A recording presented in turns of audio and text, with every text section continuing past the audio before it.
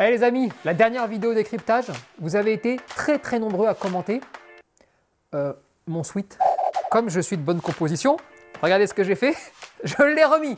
N'hésitez pas non plus à commenter les décryptages, ça me fait toujours plaisir moi de regarder un petit peu ce que vous en pensez. Les amis, juste avant de commencer, on n'oublie pas de s'abonner pour ceux qui ne sont pas encore abonnés, parce que vous êtes nombreux à regarder toutes les vidéos, tous les réels, et à pas être abonné. Donc si vous voulez nous donner un petit coup de main, on s'abonne, on like la vidéo à la fin pour le like, au début pour l'abonnement. Comme ça, allez, on fait moitié-moitié, on fait un petit chemin chacun.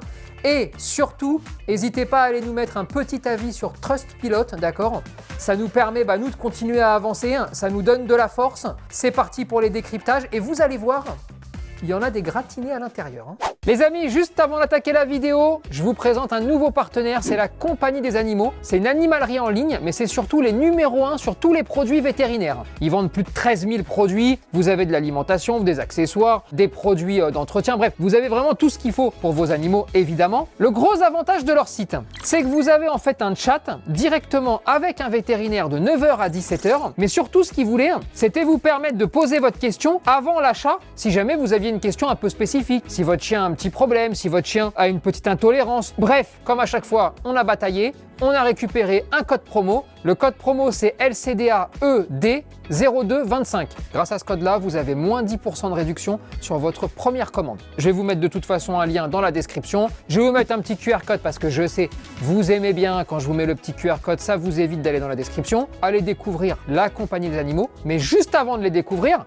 il y a la vidéo à regarder.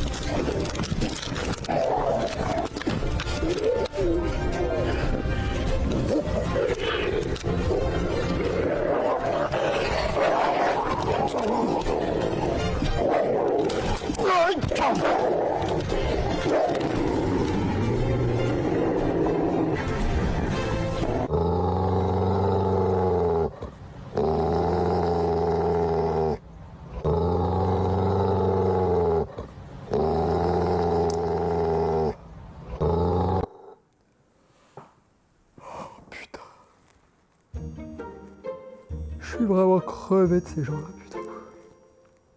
Bon. Des fois, je sais même plus par quoi commencer. Bon, il vient avec la manchette, il le fait mordre dans la manchette sur le premier truc. Bon, là, il se rend bien compte que ça fait bobo parce qu'il a pris la manchette pour jouer, je pense. Il s'est trompé. Bon, ensuite, ils vont le massacrer. Ensuite, il y a la personne là qui, je sais pas, il fait un étranglement, un truc à la fin. Enfin, il se jette par terre, il se roule par terre. Encore une fois, le chien est gros en face, d'accord? En gros, selon la taille, selon la personnalité, la façon de faire du chien, d'accord? Toutes les approches ne sont pas les mêmes, ok? Il y a certaines approches qui sont faisables parce que vous savez que vous pouvez maintenir un niveau acceptable ou raisonnable, d'accord, de conflit. Parce que le chien est plutôt gérable physiquement. Vous avez d'autres chiens, quand ça commence à dépasser, je sais pas, je vous dirais, quand ça commence à dépasser 30-35 kg et jusqu'à 70-80, selon la puissance, selon la masse musculaire, selon tout ça, où là, vous savez que si vous rentrez dans une épreuve de force incontrôlée, incontrôlable, tel que c'est le cas là, vous êtes foutu. Comment c'est possible, à chaque fois, d'aller me choper ces chiens-là, en tête à tête, de façon immobile? C'est vraiment, dites-vous que c'est une invitation au combat. Là, vous êtes en train d'inviter le chien à se battre, au conflit. Pourquoi on réfléchit jamais? C'est-à-dire que, bon, je ne vous parle pas des prises de catch qu'il fait à la fin, le petit, là, c'est de la folie. Mais au-delà de ça, vous avez un profil de chien. Vous dites, ok, extrêmement agressif, extrêmement impressionnant physiquement. Si je le prends en laisse comme ça, il va me mettre dans la difficulté. D'accord? Ça ne veut pas dire que tu ne vas pas gagner, mais ce n'est pas une épreuve de force tout le temps. L'idée, ce n'est pas de gagner parce que tu l'as assommé. L'idée, c'est de gagner pour qu'il aille mieux. Donc, si tu vois que là, physiquement, il va taper dans le dur. Tu vas te mettre dans une situation où tu vas finir comme ces gens-là, d'accord? Essaye au moins de prendre le temps de la réflexion de comment je pourrais faire pour approcher et me faire, entre guillemets, un petit peu plus accepter de la part de ce chien-là, pour le faire évoluer un petit peu plus et pour m'éviter 3/4 d'heure de MMA où je fais un étranglement, je le fous au sol comme au judo, après je fais n'importe quoi, je me mets sur lui. Comment je peux éviter ça? Si vous vous posez la question, si vous faites évoluer votre démarche intellectuelle dans ce sens-là, alors on ne peut rien vous reprocher, c'est bien. Et ensuite, il se passera ce qui se passera parce que le chien, lui aussi, va développer des solutions et des stratégies. Mais si vous faites tout ce qui est en votre pouvoir pour que ça se passe mal et que vous me massacrez ce chien, comment vous voulez que ce chien se dise que les humains peuvent être cool si l'humain est l'agresseur? Alors, je vous entends déjà, le chien a agressé en premier. Oui, mais parce que la façon de faire de l'humain est agressive. Et ensuite, l'humain contre-agresse. C'est ça qu'on veut? Mais là, tout ce qui va gagner, c'est que le chien va retenter la même chose là, contre un autre humain, qui cette fois-ci n'aura pas l'équipement, qui cette fois-ci n'aura pas peut-être la façon de faire ou qui aura peur. Il va se rendre compte que ça fonctionne. Et donc, qu'est-ce qu'il va faire? Il va simplement exploser tous les humains plus faibles que celui qui vient de le massacrer. Qu'est-ce que vous avez réglé? Rien. Vous avez fait un chien encore plus dangereux, encore plus dur, encore plus méchant. Et en plus de ça, entraîné au combat. Bon, là, il va s'entraîner quelques jours, puis il va aller retaper le gars qui est là en t-shirt, enfin en sweat blanc, là, je sais pas quoi. Je compte aussi sur vous quand vous voyez ce genre de vidéo. Franchement, moi, le premier, je me dis, oh là là, c'est quoi ça? Il s'est évadé d'où celui-là encore? Mais la vérité, c'est que juste derrière, j'attends de vous des analyses. J'attends de vous poser et de faire justement cette analyse psychologique de qu'est-ce qu'on aurait pu mettre en place, comment on aurait pu le faire, tout en gardant une petite partie d'aléatoire, de moments où le chien il s'énerve alors qu'il ne devait pas, où il est... Ça peut arriver tout ça, vraiment, j'insiste dessus. Mais comment on arrive déjà à éviter ça, à transformer ce chien, à l'amener vers d'autres horizons? Voilà, je veux que vous gardiez ça en tête, même quand vous voyez des vidéos où vous vous dites là c'est perdu, il n'y a rien à faire, tu vois. Alors allez, on continue.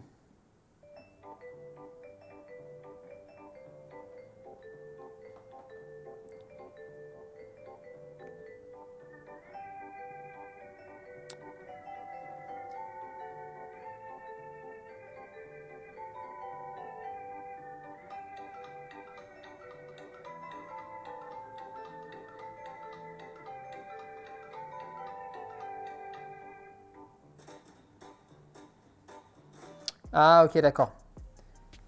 Bon, là en gros l'idée c'est quoi? C'est s'il n'a pas la laitue ou s'il n'y a pas de sauce, il refuse de manger, donc il s'écarte, donc en fait ils peuvent tendre tout ce qu'ils veulent.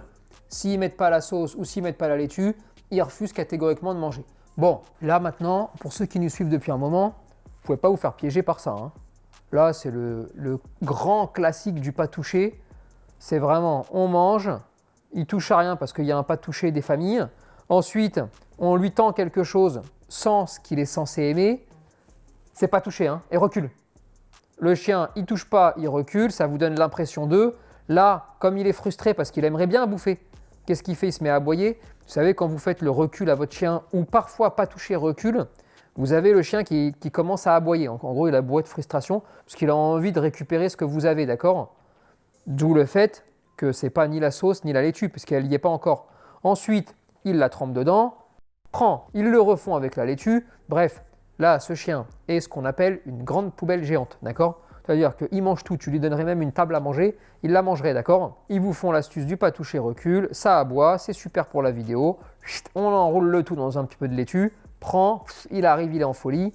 Terminé, bonne journée et à demain.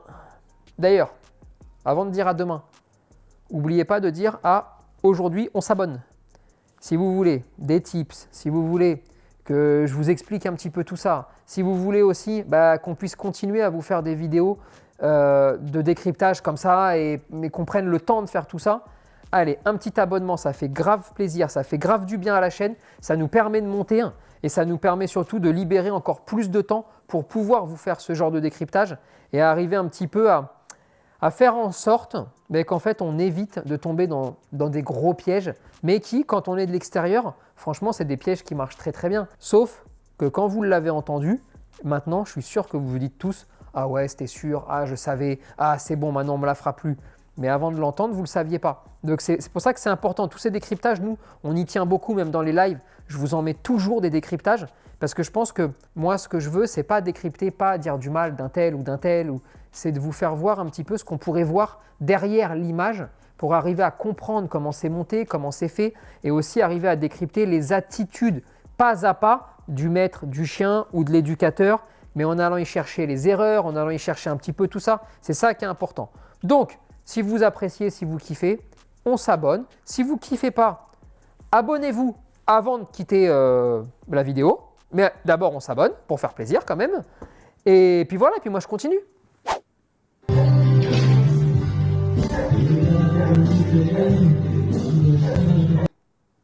Ah bon, ça va vite là. Hein. J'imagine qu'ils ont voulu faire un délire de quand je mets de la musique à l'intérieur, mon chien il danse aussi.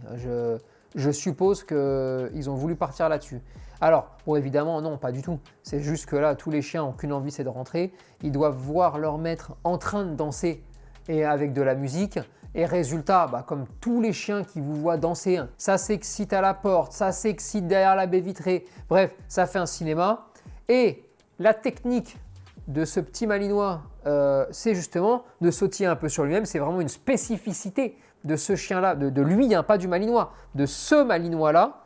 C'est grave mignon et je pense que comme ils le savent, paf, ils se sont mis à filmer et c'est grave cool. Mais on peut voir les bouviers par exemple, ça passe complètement au-dessus du bouvier qui est derrière. Hein. Là vraiment, ça lui fait ni chaud ni froid. Le petit malinois, il a une vraie spécificité. Il y a plein de chiens comme ça qui font des choses vraiment très atypiques. Hein. Même vous, je suis sûr que vous avez des petites attitudes chez vos chiens. Il n'y a que votre chien qui les fait. D'ailleurs, mettez-le en commentaire, c'est toujours cool. J'aime bien, moi, regarder ces trucs-là et essayer de voir un petit peu les particularités, les singularités même de vos chiens. Parce que ça, vraiment, c'est une vraie signature, ça. Mais en tout cas, bon, là, on est à la cool, il n'y en a pas plus à dire. C'est vraiment une particularité. N'allez pas imaginer qu'il lui a appris ça, juste. Ah oui. Ouais, celle-là, je la connais. Je vous l'avais fait en décryptage, je crois, dans un live.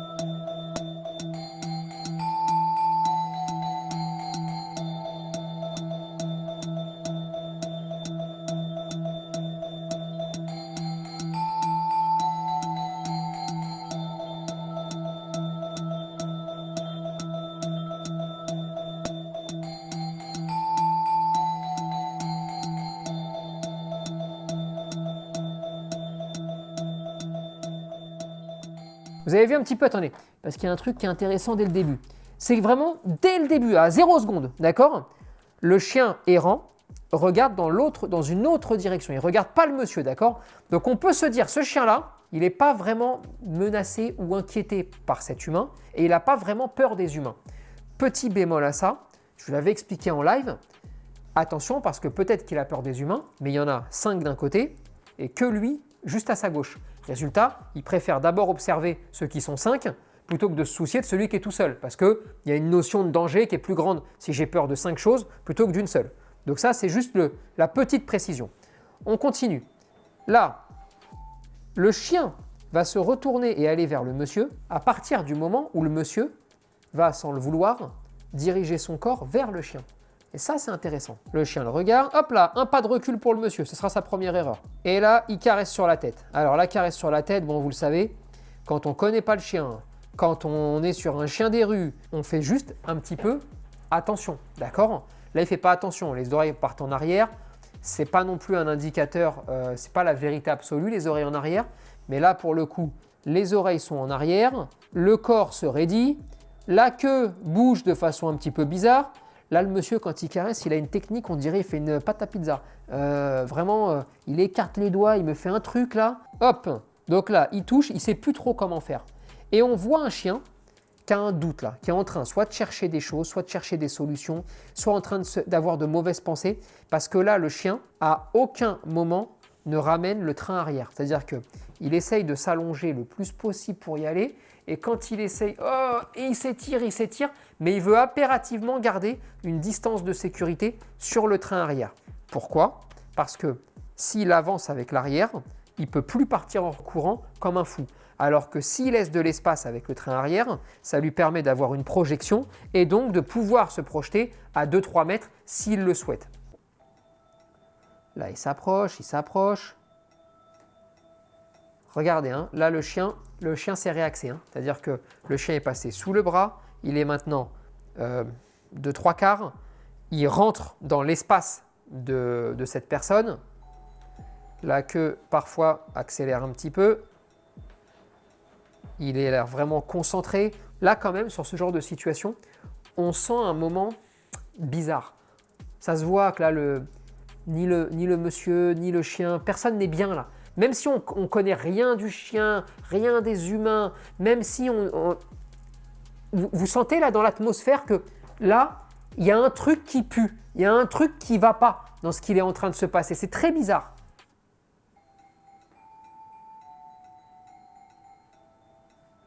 Vous avez vu là, 2 fois, le train arrière, il avance. Il essaye en fait d'avancer, il veut avancer, mais les 2 fois, il n'avance pas. C'est vraiment des micro-signaux là.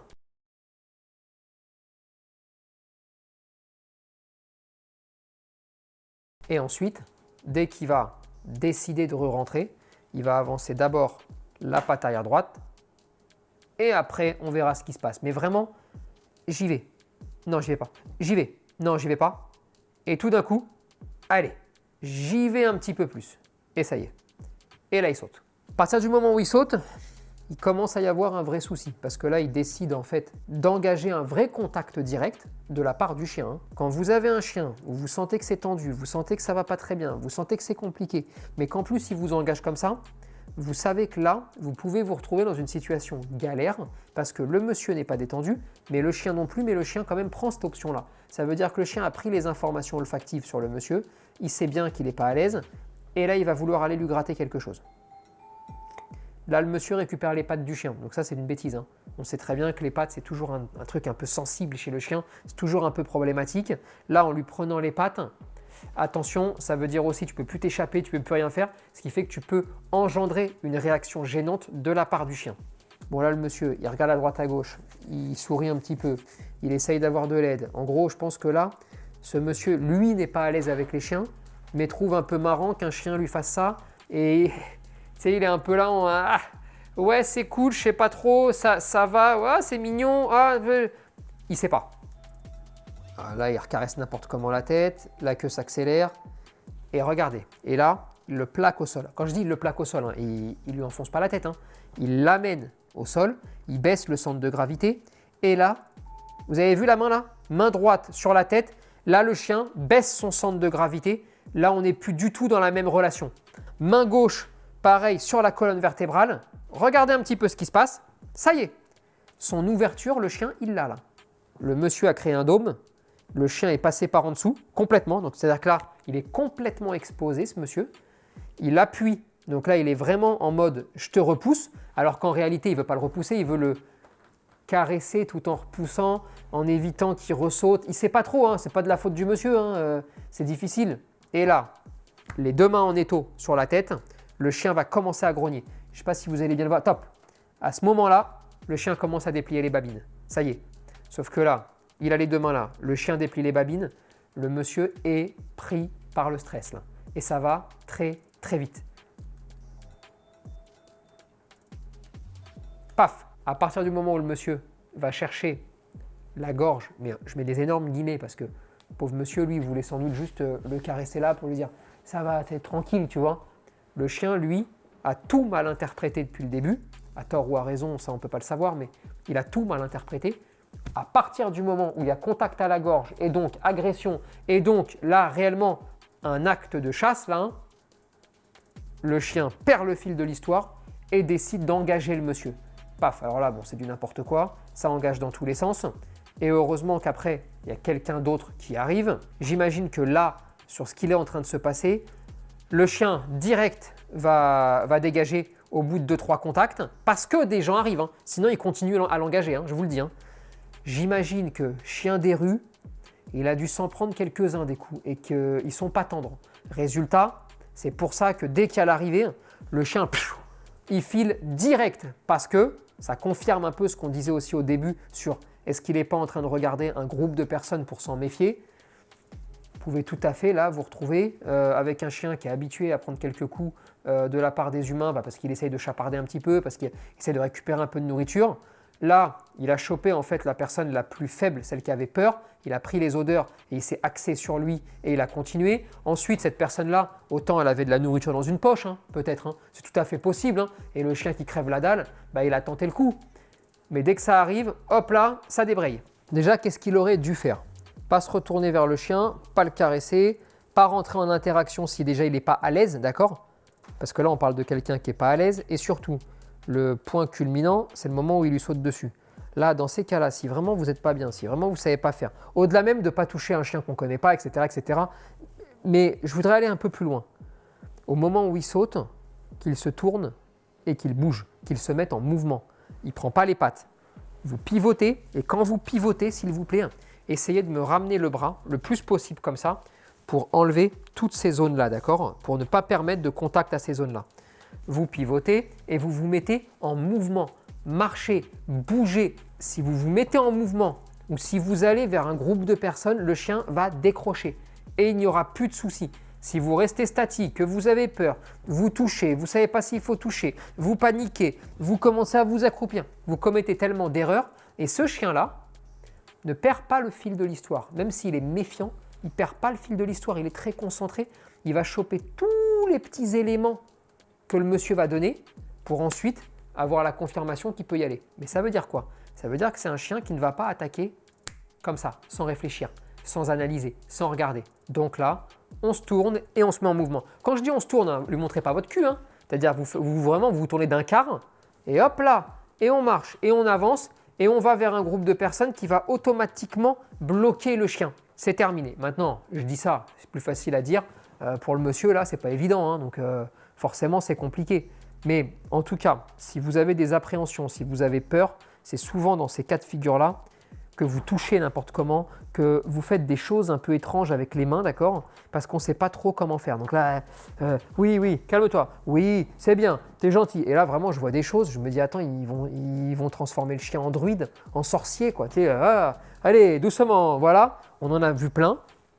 C'est pas de la faute des gens qui ont peur, mais quand on a peur, évitez de faire toutes ces choses qui ne servent à rien. Et évidemment, là, c'est un chien errant, donc il n'a pas de maître. Mais si jamais ça arrive avec vos chiens, allez aussi aider la personne. C'est-à-dire, rappelez votre chien pour rassurer la personne. Et puis après, discutez avec les gens, justement, pour que ça se passe bien et que les gens, après, à la fin, n'aient plus peur des chiens, bien sûr. Do's and don'ts of puppy biting from a Alors, dog on a un petit trainer. chiot qui mordit. Don't give them chew toys while training. Puppies can't differentiate what they can and cannot chew. Do give them an ice cube. It's fun for them to chew and will soothe their gums. Don't get mad, yell, or a negative reaction. Do use grab technique. Gently place finger over and under muzzle. It's uncomfortable, but doesn't hurt and lets puppy know stop. Donc, d'après ce qu'ils expliquent, il ne faut pas donner de jouet à mâchouiller. Parce qu'il ne peut pas faire la différence entre ce qui peut mâchouiller ou pas. On ne va pas plus loin, juste. Parce qu'il faut réfléchir 2 secondes quand même. Si on prend ce qu'ils mettent dans la vidéo tel que, d'accord, ma question est quand est-ce qu'il va savoir ce qu'il faut mâchouiller ou pas? Si jamais on ne le laisse pas mâchouiller. Ça, c'est ma première question. Jamais, hein, parce que si vous ne faites pas les choses et si vous ne lui montrez pas quoi faire et si vous ne lui donnez pas aussi des alternatives, ça ne peut pas marcher. Il lui file un glaçon.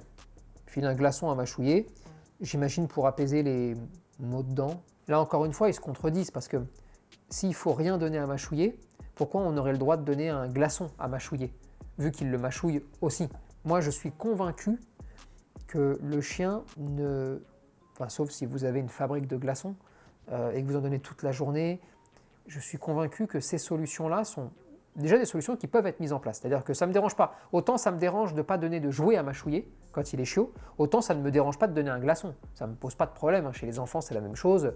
Ça peut lui permettre d'apaiser les gencives. Ça ne me pose pas de problème. Le seul truc qui me pose problème, c'est à chaque fois l'utilisation qu'on va en faire, l'utilité de ces choses-là et comment c'est reproductible par tout le monde.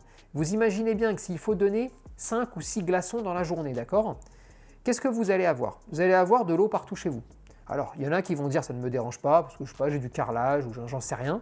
Il y en a d'autres que ça peut déranger parce que ils ont de la moquette, parce qu'ils ont quelque chose. Il faut quand même le prendre en compte. Ensuite, vous allez avoir un chiot qui va donc boire beaucoup plus parce qu'il mâchouille de l'eau, un glaçon.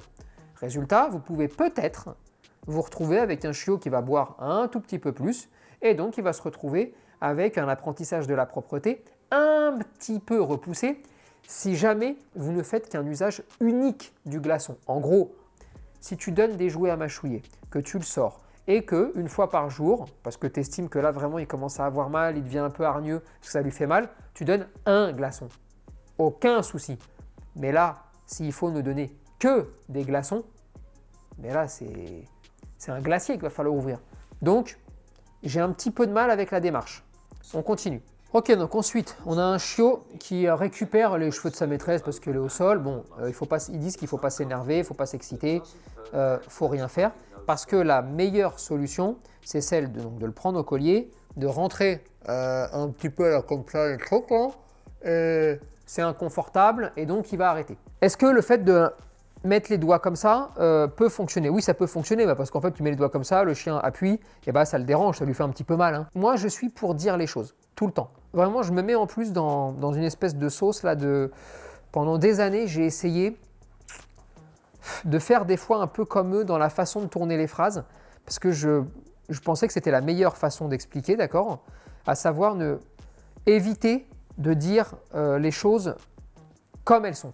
Quand il dit ça fait pas mal, bah si, ça fait mal. Mets-toi comme ça et serre. Bah tu vas avoir mal, d'accord? Maintenant, ça ne veut pas dire que tu es maltraitant, ça ne veut pas dire que tu l'as brutalisé, ça veut juste dire que effectivement, quand tu rentres comme ça ta joue et que tu serres, bah ça te fait pas du bien. Ça te faisait du bien, bah tu continuerais à le faire. Et donc ça ne serait pas efficace. Il y a une vraie démarche, à mon avis, là, de travail à faire sur les gens, sur le monde professionnel aussi, de vérité, de dire les choses comme elles sont, de les expliquer comme elles sont, et d'essayer comme ça de faire comprendre à des gens qui sont trop extrêmes dans un sens comme dans l'autre, qu'ils se trompent. Donc, on met le doigt, ça fait un petit peu mal, ça va le gêner, d'accord? Ça ne crée pas une douleur, vous n'êtes pas en train de lui couper 3 pattes, et effectivement, on peut y penser. Maintenant, moi je pense surtout si on s'y prend depuis le début comme il faut, c'est-à-dire on rembobine la vidéo et on se dit, on donne des objets à mâchouiller, et je vais même vous dire, on ne fait pas ce qu'ils disent, on donne plein de matières et d'objets différents à mâchouiller parce qu'il en a besoin, le chiot, parce qu'il a besoin de découvrir les matières, parce qu'il a besoin d'avoir des préférences. Tout le monde n'aime pas la même chose. Certains aiment les pluches, d'autres aiment les bouts de bois. Donc il faut mettre un panel le plus large possible de matières différentes pour qu'il puisse découvrir aussi le monde. Et c'est à travers ce que tu lui amènes, ce que tu lui donnes, là où il va y mettre ses odeurs, là où il va prendre du plaisir, que tu pourras ensuite lui dire « ça c'était oui, mes cheveux c'est non ». Enfin moi j'ai pas trop de problème avec les cheveux, mais en tout cas cheveux c'est non. Le pied de la table, qui est pourtant en bois peut-être, c'est non, ça c'est ma table, c'est mon pied de table. Toi tu as tout ça, où tu peux manger, mais parce que tu as mis un oui. Sinon là, leur stratégie elle est quand même très étrange, c'est tu donnes des glaçons seulement, et après tu mets ton doigt dans la tête, et hop, et là tu le mords. C'est bizarre. Pas de plan B, pas d'apprentissage de l'environnement, pas de découverte au sens large. C'est très bizarre. Donc, évidemment qu'on donne des objets, évidemment que leur conseil est très très mauvais. On peut bien évidemment aussi donner des glaçons. Ça ne me dérange pas du moment qu'on ne donne pas 50 dans la journée. Quand il prend les cheveux comme ça, c'est-à-dire comme tous les chiots, comme tous les chiots qui voient des cheveux, qui vont mâchouiller, il ne faut pas s'énerver, il ne faut pas crier. Oui, c'est la vérité, il faut essayer d'être le plus calme possible. Si jamais il fait ça et qu'il est relou, vous le faites lâcher et ensuite relevez-vous. Et comme ça, vous sortez d'un conflit où il y aura de moins en moins ce conflit à mesure que le temps va passer et que lui va apprendre des choses. Voilà, ça s'arrête là, c'est pas bien grave, c'est pas bien terrible. Ce qui est un peu gênant, c'est qu'ils ne disent jamais la vérité. Ils veulent passer pour des gens gentils, mais ils ne le sont pas forcément en plus dans la façon de proposer les choses. Et ils ont peur des mots, et ils ont peur des machins. Moi, je pense vraiment que vous êtes des gens intelligents. Donc, si je vous dis, vous pouvez essayer, mettez le doigt, vous allez bien voir que c'est pas agréable, ça gêne, ça fait un peu mal, plus t'appuies, plus t'as mal, hein, mais c'est pas maltraitant, c'est pas bien grave. Et en fait, je pense que plus on aura ces discours-là d'honnêteté et de franchise, et plus les gens seront capables aussi de dire oui, ça, c'est maltraitant, ça ne l'est pas, même si je ne ferais pas ça. Ça, non, j'estime que la technique n'est pas bonne, mais c'est pas non plus la fin du monde. Vous voyez un petit peu, je pense qu'il faut vraiment arriver à ce discours d'honnêteté. Évidemment, si vous voulez tous les bons conseils, si vous voulez savoir exactement, pas à pas, étape par étape, comment on fait, on a Esprit Doc Chiot, formation en ligne, filmée avec un chiot en temps réel. Je vais bien réussir à vous trouver un petit endroit dans la description pour vous mettre aussi le lien pour aller directement sur Chiot, voire même sur toutes les formations qu'on peut avoir. Mais en tout cas, voilà, vous avez tout étape par étape parce que je sais qu'il y a beaucoup de conseils sur Internet. Et c'était aussi avec cette idée-là de faire, quand on a tourné les formations en ligne, on s'est à chaque fois dit qu'est-ce que les gens pourraient voir sur Internet et comment on fait pour contrer ça, pour qu'ils puissent justement aller dans le bon sens et ne pas commettre d'erreurs. Donc voilà, je vous mets les liens là. Et comme ça, vous pouvez aller découvrir tout ça, vous regardez un petit peu le programme. Puis si vous en avez besoin, vous prenez. Si vous n'en avez pas besoin, c'est comme à chaque fois, vous ne prenez pas. Merci les amis, continuez à nous envoyer en DM sur Insta toutes les vidéos que vous voulez qu'on décrypte. À chaque fois que vous voyez un truc un peu intéressant ou vous vous dites « Ah, ça m'a l'air vraiment bizarre ce qu'il est en train de faire là », vous nous l'envoyez en DM sur Insta. Et puis comme ça pourra faire l'objet d'un prochain décryptage. Et moi, je vais aller laver le suite. Et puis, je vous dis à la prochaine.